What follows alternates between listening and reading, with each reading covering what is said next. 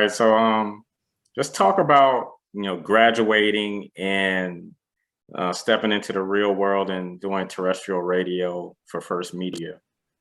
Just talk about All that right. experience you produced for the Russ Park Morning Show. hmm All right. So how that ended up happening was once I graduated from UNCG in 2009, I ended up going back home. Didn't have a job for like a year.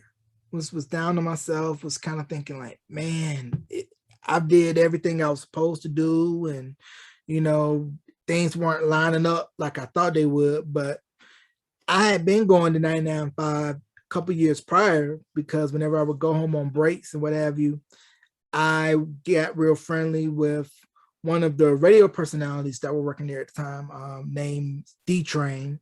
I hit him up on MySpace, was like, hey, I do radio at UNCG. Can I just come and hang around and sit and learn? And he was like, yeah, sure. So, I've been going there, and that's how I ended up meeting CJ, who was my boss. And a year after graduating, he called and said, hey, got a slot open, for you to be a board op producer. You want to take it? And I was like, yeah, because of course money was funny.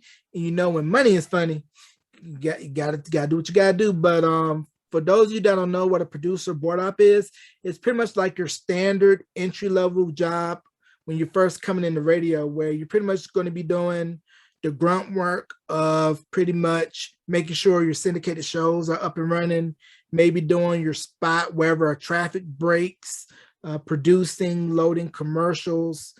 And if you're in a small town and you're running local high school sports, you're going to be running those games. So it's pretty much one of those jobs where you're really going to learn to cut your teeth until you're able to move to a bigger market.